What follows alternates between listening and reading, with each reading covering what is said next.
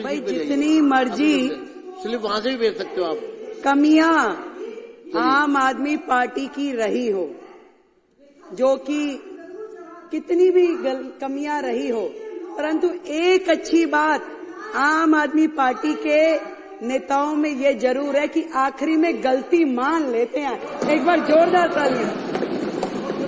आज स्वयं आतिशी बहन ने कहा कि हम बाकी सारी चीजें जो उन्होंने एक्सेप्ट करी, आप सबने जो कही बहुत बढ़िया बात है। और इसी प्रकार केजरीवाल जी ने स्वयं माना कि मैं यमुना साफ नहीं कर पाया, मैं पानी नहीं दे पाया, मैं गलती मानता हूँ, मुझे और समय दे दिया जाए। ये बहुत अच्छी बात है कि आखिरी में आकर के अपनी गलती मान लेना भी एक गलती का सुधार है। अध्यक्ष जी, मैं तो केवल इतनी बात कहूंगी कि आतिशी बहन, हमारी इस सरकार में मेरे अलावा 4 बहनें हैं। मुझे चिंता होती है आतिशी जी की, बहन है हमारी, कि आतिशी जी आप केजरीवाल साहब का इतना साइड ना लीजिए, और आपसे कहना चाहूंगी कि तू इधर उधर की ना बात कर, ये बता कि काफिला कैसे लुटा। और आज केजरीवाल जी आपको यहाँ फंसा के न जाने कौन से बिल में घुस गए हैं। जब वो स्वाति मालीवाल को अपने घर में बुला करके उसके साथ दुर्व्यवहार कर सकते हैं, तो आतिशी जी आप भी कोई दूर नहीं है, कल को आपके लिए भी कोई दुर्घटना ना हो, इस बात की मुझे चिंता है। जब स्वाति मालीवाल के साथ कुछ हो सकता है, उसको घर में बुला के राज्यसभा सांसद को, आतिशी जी आप हमारी बहन है, मुझे चिंता है आपकी, आपको ध्यान रखना चाहिए। बैठिए, मुझे कार्रवाई, मैं चेतावनी देता हूँ विपक्ष को। अध्यक्ष जी, सीएजी की चर्चा पर, अध्यक्ष जी, सीएजी की रिपोर्ट पर अब मेरी बारी में ये लोग ऐसे बोलेंगे, और मुख्यमंत्री जी को इसका रिप्लाई करने दीजिए। थोड़ी सभ्यता रखें, आप साथी हो हमारे, थोड़ी सभ्यता रखें। बात ये भी नहीं है कि अस्पताल में हेल्थ विभाग के द्वारा जो बजट दिया गया वो उपयोग हुआ कि नहीं। बात ये भी नहीं है कि कितने बेडों की जरूरत थी और कितने मिले। बात ये भी नहीं है कि दवाइयाँ जो चाहिए थी जनता को वो दी नहीं गई। बात ये है कि जो दिल्ली के लाखों लोग इनके अस्पतालों की वजह से धक्के खाते खाते दुखी हुए, उसके जिम्मेवार ये आम आदमी पार्टी के लोग हैं। आप सीएजी से मत भागिए, बैठिए। आएंगे, चिंता मत कीजिए, बिल्कुल आएंगे। अभी आप सुनने का मादा रखिए। अभी ये देखिए, ये लोग क्या करते हैं, जब इन्हें पता है कि अब इनकी और उंगली है। आपकी मैडम का उसमें नाम है क्या? आपकी मैडम का नाम है क्या? मार्शल जनरल सिंह जी को बाहर ले जाए। चलो।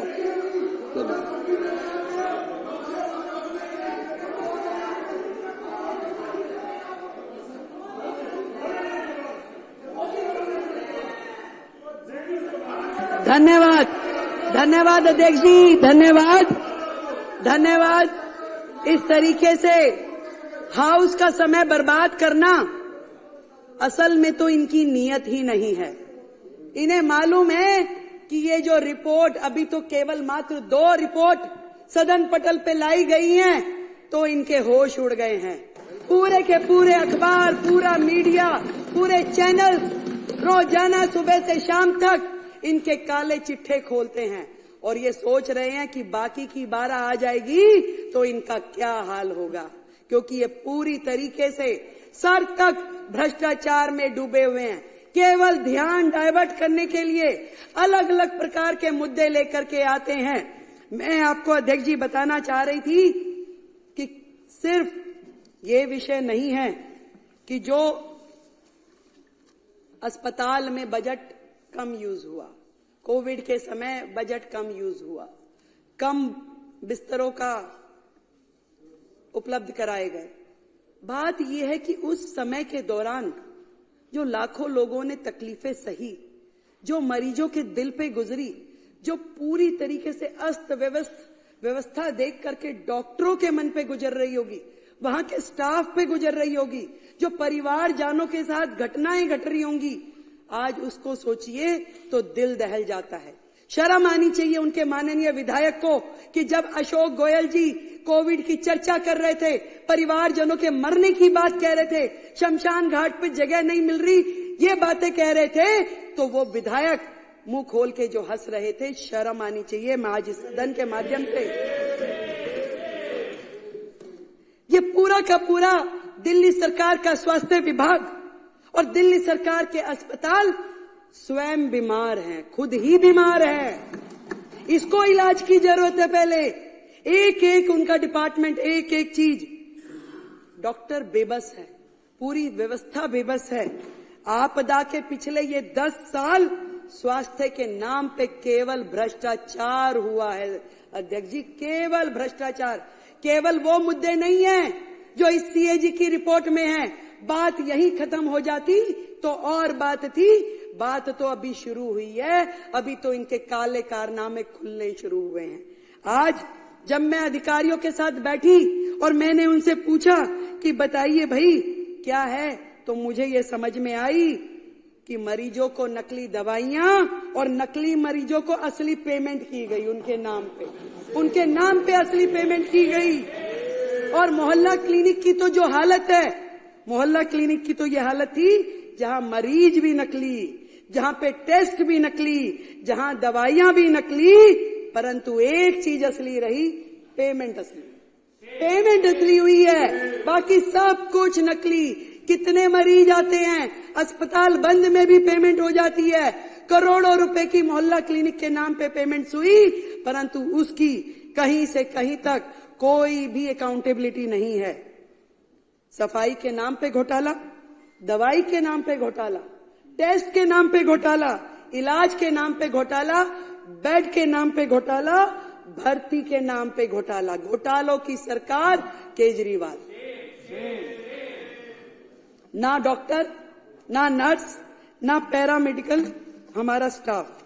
कितनी कमियां हैं वो मेरे बाकी के साथियों ने बताई। फिर भी मैं आपको ये बताना चाहूंगी कि जो नर्सिंग स्टाफ है, जो सेंशन है, वो 7,977 में से केवल 5,791 है। 2,186 नर्सिंग स्टाफ की सीट्स आज भी वेकेंट है। आप मानिए कि अस्पताल में यदि 2,000 नर्सों की कमी है तो उन अस्पतालों की क्या स्थिति चल रही होगी। आज भी ड्यूटी मेडिकल ऑफिसर 234 सीटें खाली आज भी है। वो कैसे चल रही है, कहां पे उनकी ओपीडी हो रही है। जितना भी स्टाफ है, एक एक विभाग, यहां तक कि पैरामेडिकल जो पोस्ट है उसमें भी 2796 पोस्ट आज भी खाली पड़ी हैं। किस तरीके से ये अस्पताल चलाए जा रहे हैं अध्यक्ष जी, मैं ये जानना चाहती हूँ। घोटालों की सरकार ने 10-10 हजार रुपए में जो कॉन्सेंट्रेटर मशीन थी उसको लाखों रुपए में खरीदा। 10 रुपए का वो N95 वाला मास्क जो था वो 150 रुपए में खरीदा। और शर्म की बात ये है, खरीदा तो खरीदा, उपयोग हो जाता तो दर्द नहीं होता। दर्द इस बात है, आज भी हमारे अस्पतालों में पूरे के पूरे गोदाम, कमरे भरे पड़े हैं उन सामानों से जो जनता की गाड़ी खून पसीने की कमाई से किया गया है। आज भी पीपी किट, मास्क, कॉन्सेंट्रेटर मशीनें, सिलेंडर अस्पतालों में भरे पड़े हैं जिनका कोई उपयोग नहीं हो रहा। ना तो वो जनता के काम आ पाए, ना मरीजों के काम आ पाए। खरीद कर ली गई, लाखों रुपए का, करोड़ों रुपए का घोटाला हो गया, आज भी वो अस्पतालों के गोदामों में पड़े हुए हैं। कितने शर्म की बात है। एक एक अस्पताल का गोदाम जाके खोल के देखिए, वहां पे क्या क्या पड़ा हुआ है। मिट्टी हो रहा है, परंतु इनके कान पे जूं नहीं रेंगती। कितनी बुरी स्थिति है। कितनी सारी बीपी मशीनें खरीदी गई, पेमेंट हो गई, परंतु कहां गई, कौन इस्तेमाल कर रहा है, कोई अकाउंटेबिलिटी नहीं है। कहां पे हो रहा है ये सब। ICU, CCU, operation theatre, MRI, सारी की सारी मशीनें, कोई रेट फिक्स नहीं है, कोई दर नहीं, कहां किस तरीके से खरीद हो रही है, कोई पूछने वाला नहीं था। मैं आपको बताना चाहती हूं, एक्ट, क्लिनिकल एस्टेब्लिशमेंट एक्ट 2010, जो कि कोर्ट के आदेशानुसार लागू कर दिया जाना चाहिए, वो एक्ट जिसके माध्यम से पूरा का पूरा हमारे क्लिनिक, हॉस्पिटल, लैब और जितने भी टेस्टिंग सेंटर्स हैं उनको रजिस्टर किया जाता है और मॉनिटर किया जाता है। आपको ये जान करके माननीय सदस्यों ये हैरानी होगी कि आज भी दिल्ली जो है देश की राजधानी, घिसे पिटे 1993 के Delhi nursing home registration act के माध्यम से चल रहा है, ना कि 2010 में बने हुए क्लिनिकल एस्टेब्लिशमेंट एक्ट के हिसाब से।